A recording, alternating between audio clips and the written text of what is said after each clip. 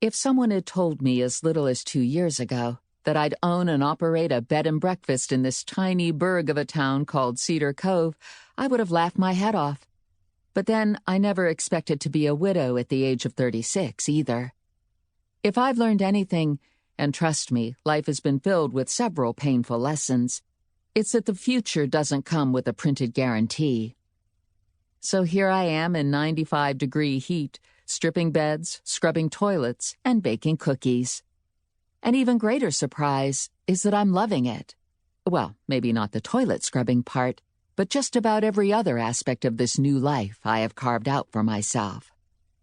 It's been 2 full years now since I got the news that my husband is dead, and while I never thought it would be possible, there are times when I can smile again, feel again, even laugh.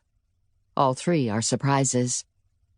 When I got word that Paul had been killed in a helicopter crash on some unpronounceable mountainside in Afghanistan, it felt as if my entire world had imploded. I needed to hold on to something to keep from spiraling out of control, and that something turned out to be Rose Harbor Inn. Nearly everyone advised against me buying the inn. My family, my friends, my employer. Again and again I heard that this was a drastic change and I should wait a year. Give it 12 months, I was lectured. That's the proverbial wisdom, and while I politely listened, I silently went about making my own plans. It was either do something different, all right, drastic, or slowly go insane. Has it been easy? Hardly.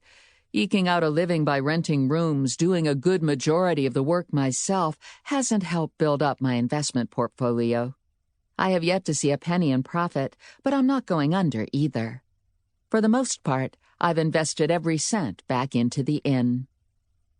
After I purchased the inn, I changed the name and had a new sign constructed and installed. I decided to call my new home Rose Harbor Inn. Rose is my surname, Paul's name, and Harbor because I needed to find a protected environment in order to heal. And my sign hung proudly in front of the inn with my name, Jo Marie Rose, etched below. In addition to the new sign, there were certain necessary repairs, some cosmetic and others unavoidable. Thankfully, friends introduced me to Mark Taylor, the local handyman. Mark. What an enigma he was. I've seen him nearly every day for the past year, sometimes 2 and 3 times a day, and I still know hardly anything about him other than his name and address. Okay, so he's a great carpenter, and he craves my peanut butter cookies. Not knowing more felt like a pesky bug bite with a constant itch. My imagination ran wild. I wanted to uncover Mark's secrets, conjuring up a dozen reasons he refused to talk about himself.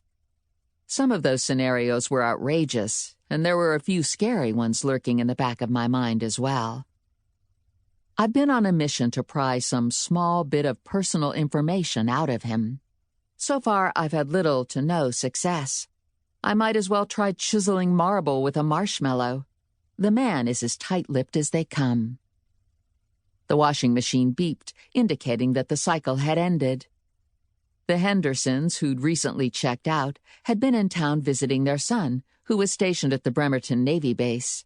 He'd recently become engaged to a local woman, and the couple had flown in from Texas to meet their future daughter-in-law. Lois and Michael were a delightful couple, and I'd enjoyed hosting them. I had 2 names on the books for the upcoming weekend. Both would arrive sometime Friday afternoon. After a while, names become a blur in my memory. People come and go, but for whatever reason, I specifically remembered both parties who had booked this weekend.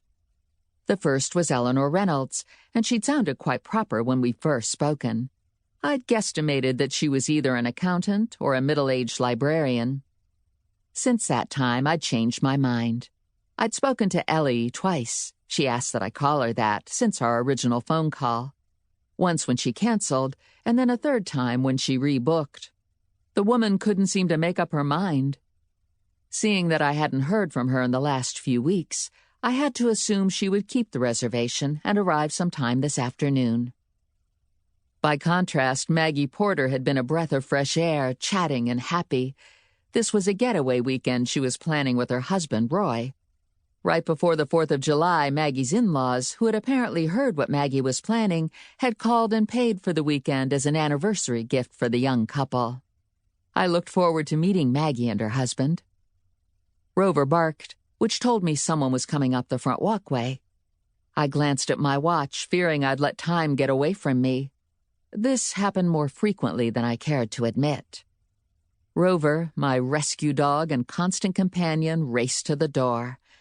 I recognized Rover's bark, which told me I had nothing to be anxious about. It wasn't a guest arriving early. It was Mark Taylor.